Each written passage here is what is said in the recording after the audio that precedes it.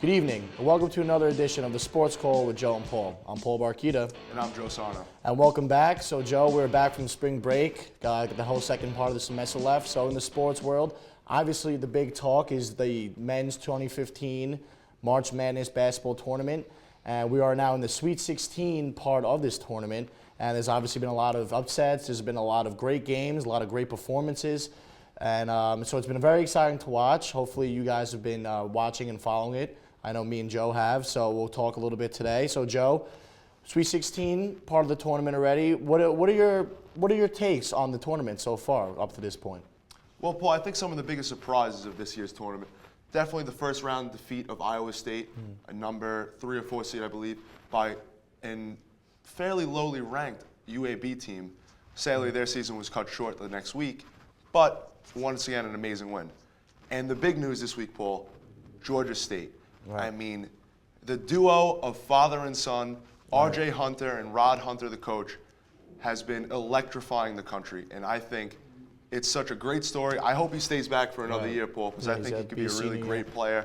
But then again, he could be a mid first round draft pick if he comes out this year, Paul. Right, like you said, that's been the main story so far. Obviously, we're going to get into the Kentucky 34-0 regular season, but yeah, the Georgia State story was a great one. Father-son, the son hits the game-winning shot. The father, I think he tore his Achilles or something like that, right? When he hit the shot, just great. And this is why you gotta love March. So, like I said, we're in the Sweet 16, and so Joe, who besides obviously we'll talk about Kentucky, but what other teams do you really see that can either beat Kentucky or get to the Final Four, stuff like that? What do you feel about that? Well, Paul, actually, my Final Four is I have Michigan State coming out from their division.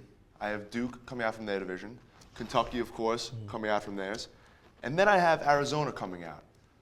I think that Kentucky is going to make it all the way to the Final Two. To the Final Two, to the championship.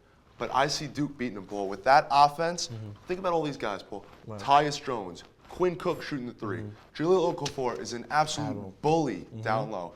And, Paul, the addition of Justice Winslow at the 4 position has really opened things up for Jaleel Okafor down low. Right, exactly. So I agree with you on that one. I think Duke is really the only team that has the size, and obviously they got the coach, Coach K, the most recognized coach in college basketball history. So I can definitely see Duke beating Kentucky, but I just think that Kentucky, these guys are good. And Coach Calipari, he's got them and the right attitude.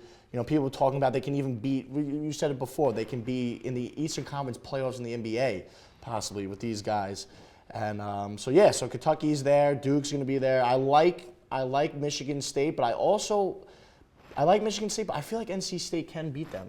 Like NC State, they played well all season. They've played well in the tournament. They won and did very well in the ACC tournament with Duke and Carolina. So I think they can definitely be there by the end of this tournament. But like I said, it's very exciting to watch. You got to look at Wichita State always, because they always come out of nowhere. But yeah. So any final thoughts, Joe? Besides that. Final thoughts. I just want to look at the matchup really fast, Paul, of this weekend in the Sweet 16 matchup of Utah versus Duke. I mean, this is a very good matchup for the Utah Run Utes, Paul. I mean, they match up very well. Utah's center is a 7-footer, weighs about 246 pounds, can run the floor, can stay with Jaleel Okafor. Probably one of the only bigs in the NCAA that can run with Jaleel Okafor. Also, they got a guy by the name of DeLon Wright, Paul. The guy is a 6'6" point guard.